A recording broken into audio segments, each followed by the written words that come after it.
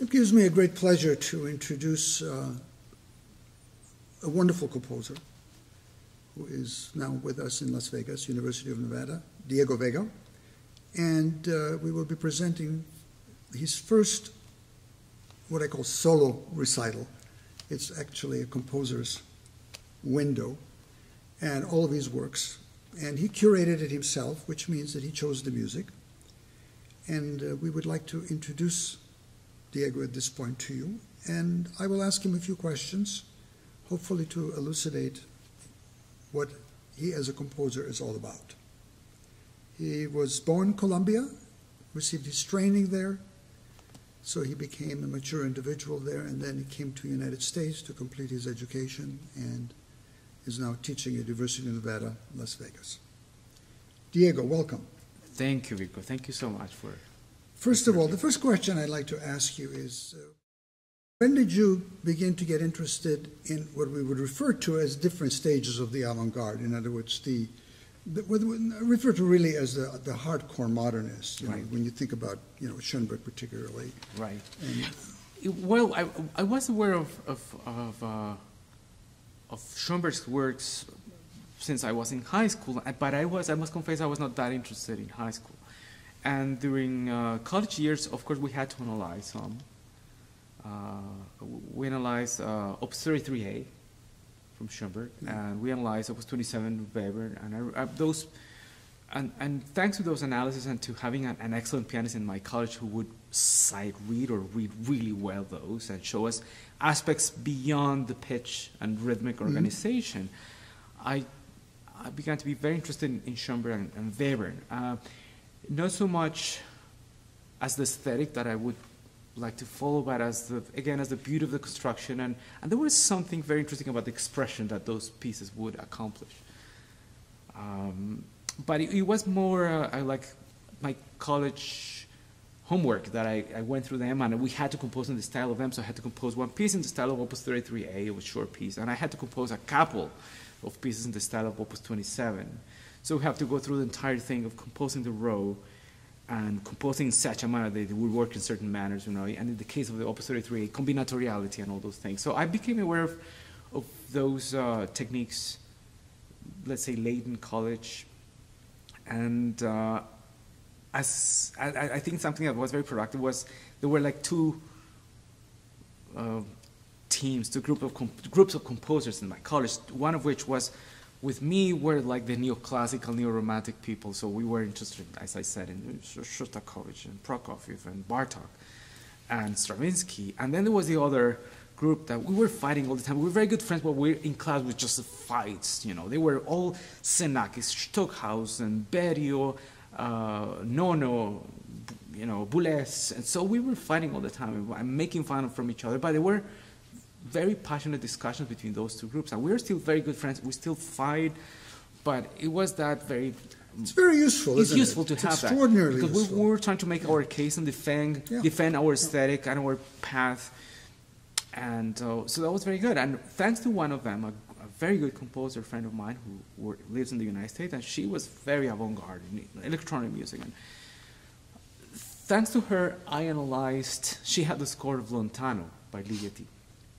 And we had heard and analyzed a little bit of Ligeti in class, but with her we said, well, let's go note by note with Lontano. Well, I think we should probably mention you're talking about the influence of film on you, music and film. Right. Because you're talking about two movies, two well-known films. Right. That also use music that infected you. Lightetti's fame, to a large extent, is also owed to a movie, which is 2001, also of Kubrick's. Right. Because most people did not know about him, and Lontano was one of the pieces that was in there. Yes, that's right. It was used in there. Right. So it's also interesting to what extent popular culture can have an impact. At some point, there were several points in my life where I began to feel this interest, vital interest in music and in composing. And one of them was, when my dad took me to see Fantasia, the original movie from 1940.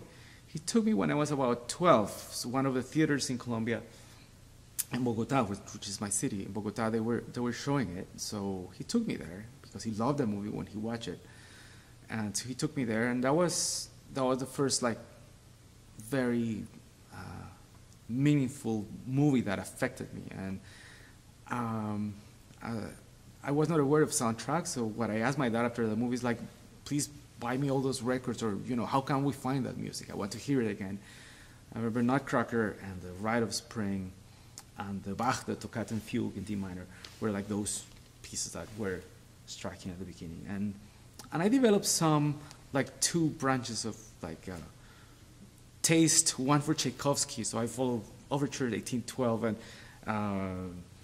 Symphonies 5 and 6,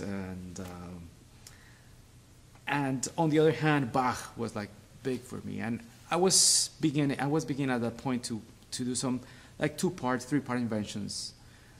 So it was parallel, my joy of Bach. And then things progressed, and I told you that another movie that I never watched because I was too young, but a record that was played over and over in my house was the soundtrack for The Clockwork Orange, yeah. Right? Of course, that's an adult movie, and I didn't watch it, but I remember Walter Carlos in that time, his version of the Pastoral Symphony, and his version, I forgot what, the Ninth Symphony, and of Henry Purcell's funeral music for the Queen Mary. So all of those instances I remember being very, very like influential at that point. Like I still hear them, and somehow it's like a regression to that age. That's basically the origin of all of that. Even on what we call serious, we know about the pop world, but it can also have a serious impact on your development. Right, and absolutely, yeah. The soundtracks of those 2 movies, yeah. And there were many soundtracks in my family that were just my dad had the record, they play them all the time, and so I was used to that. So in the case of Lontano, I gather that really captured your imagination, didn't it? Yeah, and it's the first time that a piece from the 60s that is an expression of the 60s, because that's that clearly Absolutely. 60s piece. That piece is the first time that I'm really moved by it. I'm really affected by it emotionally, which is what I was looking for. I wasn't looking, and I'm still not looking for intellectual pleasure, as I call it. I don't care for intellectual pleasure. I care for physical, emotional pleasure that music gives me, and it's deeper than anything else. So Lontano moved me a lot. I mean, it was really. So we began analyzing it, and with certain naivete, because that piece is so complex, or to our very innocent ears and intellect at that time. Yeah. So, but we went through it, and it was great. Yeah. But wouldn't you say that now, looking back on it, yes, it is complex, but in certain ways it's very simple? It is. Now when I look at it now, it seems much simpler. Yeah, I mean, actually, the devices that it uses are much simpler, fewer than if you look at Beethoven's string quartet. Yeah. The devices are multifarious. And in here, the devices are really very few, very clearly, but gorgeously done. Beautifully done, yeah. Beautifully done. Yeah, so that was true. So that's the part when I say I was very naive in trying to find things that maybe were not there. But we found certain interesting relationship, for example, with serialism. The fact that even though the beginning row, the imitative row at the beginning is not serial, there are certain intervals that won't repeat after a certain amount of time. Mm-hmm. But he will rotate certain intervals. But it's so consistent in that manner, and the invitation is so beautiful, and the indications for each instrument to start in a certain manner, right? And noticeable, right? He always is very careful and say pianissimo to 2 or 3 P's and say start as noticeable as possible and become part of the texture. And the way the texture evolves, I mean, it's a continuation of the tradition that I love. I mean, it's so creative and so new. So that was legitimate to me. He would develop these textures in a way that all of a sudden we see a melody arising, like in such climatic manner, in the middle of a very busy texture of micropolyphony, right? And so those, I would see that Ligeti was really emotionally moving me. So that was like an open, a piece that opened my mind to the avant-garde, let's say. And that piece particularly, what did it open further? What other composers then you became interested in? I tend to be this obsessive with certain composers, so I began then the same that happened with when I heard, Prokofiev's First Symphony or Second Concerto. With Ligeti, I began to see what I could find. So I found Musica Ricercata, which is the other piece that is used by Kubrick in 2001. And I found Atmospheres, and I found Ramifications, and then Continuum. So I began research. I began my work, my very focused work on Ligeti, and the piano etudes. And I was more interested at that point, I began looking more for Nono and Berio, like Sinfonia, and then I came to the States, and through my master's studies and through my doctoral studies, I found more sources of that. So through Ricardo Somoldun, George Crumb, right, because he was Ricardo's teacher at UPenn. So I discovered Crumb, and I began analyzing it, and I enjoy a lot of that too, very much. And I continued my work with Ligeti, and then at Cornell, I had very, very deep work on with Steve Stocky. We work on Bartók and Lutosławski, of course, and then with Roberto Sierra, who was a student of Ligeti. Fortunately, then with Roberto Sierra, we had a deep experience about Ligeti, analysis of Ligeti. So that was a continuation of that process. Okay, now let's come to the present. And can you, first of all, tell us a little bit about the program, the pieces, why you chose those pieces? Well, partly it's because there's certain instruments, limitation of instruments, right, that we can use it in any one chamber concert. But also, what was your idea in terms of what these pieces represented for you that you wanted the audience to find out about you? Because in a way, it's a self-portrait, isn't it? Right, it is. Yeah. So self-portrait of Diego now. Well, it's scary to me to think that it's a self-portrait. Well, those pieces are, let's say, more recent, and considering the instrumentation limitations, that I choose those because they represent many of my, let's say, interests, aesthetic interests in music. So the program is like a crescendo in instrumentation. It goes from solo piano all the way to organ and brass quintet. So it's from soft to very loud, very, very loud. And so the first two pieces are written in a span of a long time, because the first piece is called Variations in Free Fall, which is, I finished just in January of 2015. And the other piece is Audi Reliquo for solo piano, which I composed in 1999, or was finished in 1999, so it's a span of 15, 16 years between the two of them. Variations in Free Fall is dedicated to my dear colleague and friend Virko. For which I'm very honored. Thank you. Thank you. And it's inspired in part by the pleasure I had to listen to your Nocturnal Number 7. And there's other similarities that Timothy Hoft, the pianist who's playing it and premiering it, found with the Black Mass Sonata by Scriabin.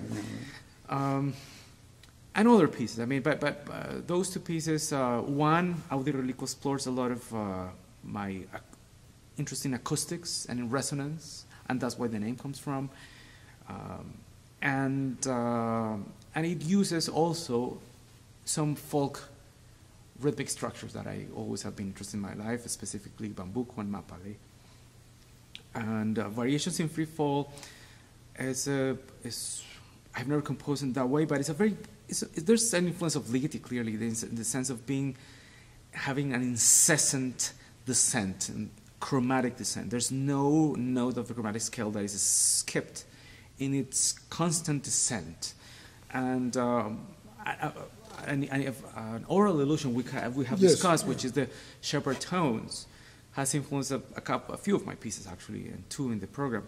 And this is the idea that you somehow fool the listener, and in feeling that the piece is constantly descending, even though that's impossible, right? Because you get to the lowest note on the piano, then what do you do after that? So you somehow create distractions, Isn't there- so you can go back to the top of the piano and keep going down. Isn't there a famous painting by Escher Right. that does that? That Yes. does a series of steps that looks like you're descending and all the time. Correct. That's that waterfall at the Yeah. top of a building. Yeah. Where it's made in such a manner that it fools your eye because you think it's always descending. So that's wonderful to me to think about either visual illusions like Escher, which has been always like present in my life, and Ligeti, who works with that, or the Shepherd tones, which was very successful at creating that illusion in the 80s. And that illusion also actually happens in the third piece of the program, which, not so explicit, but which is a piece for two pianos. Rhapsody for two pianos was composed for Timothy Hoft and was premiered a couple of years ago here at UNLV. And that piece starts with a middle F in the piano and opens chromatically, like one of those chromatic progressions that we learn in college that has to go, both bass and soprano have to move in opposite directions chromatically. So the piece just, instead of being descent constant, it opens constantly, but it gets to an end. There's no intention of creating an endless opening of the register. It just opens and it climaxes there. Sort of like an accordion. It opens the register and it keeps opening and opening between the two pianos, and then it gets to an end, and the end is like this 12-tone chords that are very resonant, and like both are dominant, but using all 12 notes, like very much like Lutoslavsky would do, or Berio did, or so that's the Rhapsody, and much more jazzy because jazz was an influence in my life. So that piece has some more what I call jazzy harmonies that I really love. And then we have two chamber pieces, two quartets. One is a piano quartet, violin, viola, cello, and piano, that have been performed here in UNLV before, beautifully by our faculty. And also originally commissioned by the Finger Lakes Chamber Ensemble in Ithaca, New York. And after that, we have a Divertimento for clarinet, violin, cello, and piano, and that was commissioned by the Cartagena Music Festival in Colombia, where I was the guest composer in 2009. And that's again a piece that features a few Afro-Caribbean and Colombian folk rhythms. And we end the program with the Sinfoniae Profanae for organ and brass quintet, and that was commissioned by the Banco de la República, which is the Mint and the Reserve Bank of Colombia. Right. And they commissioned that piece for the 200th anniversary of the independence of Colombia in 2010. So I composed that for them, and they wanted that instrumentation. They have a beautiful organ in their recital hall, beautiful organ. So they wanted to use that organ in that celebration. So there was that piece, and it was premiered by an entirely French group, but it was inspired by the Colombian independence, and the title alludes to somehow Schutz's Sacred Symphony, but the opposite, right? The opposite way, yeah. Well, I mean, the reason I think you wanted to do that particularly, because we do have a beautiful organ. Right, at Doc absolutely. Rando. And I wanted, So, and we have not very many opportunities to hear that organ, so I thought, well, let's try to make it happen. Yeah. The final question I want to ask is just generally, why do you write music? I mean, I realize it's because of the millions you're going to make from it. But other than that, other than the huge financial gain that you get from it, why do you write music? Yeah, and to start not so deep, I wonder why do we study music and we become musicians? There's no money there, especially with classical, right? So, but it feels like a need. It feels like I have to. I don't know if it's for everyone the same, but it feels like we have to say certain things, and we only can say them in that manner. We find that we want to move the emotions of people, of the audience, even though I completely ignore how to particularly touch certain person, how to make them feel emotions. I think that I have the duty to do that, because that's I feel like a call to do that. Well, thank you very much. We look forward to it. I'd like to let the audience know that the concert will be recorded and will be videotaped, and will be then made also available on YouTube for you to hear. Thank you very much. Thank you, Virko. Thank you very much. And for those of you who will be in the area, the concert is going to be on Monday, March the 2nd, on the University campus, University of Nevada campus, in Doc Rando Recital Hall, in the Beam Music Center. 7:30. Free admission, the right price for everybody. Thank you, Diego. Thank you, Virko.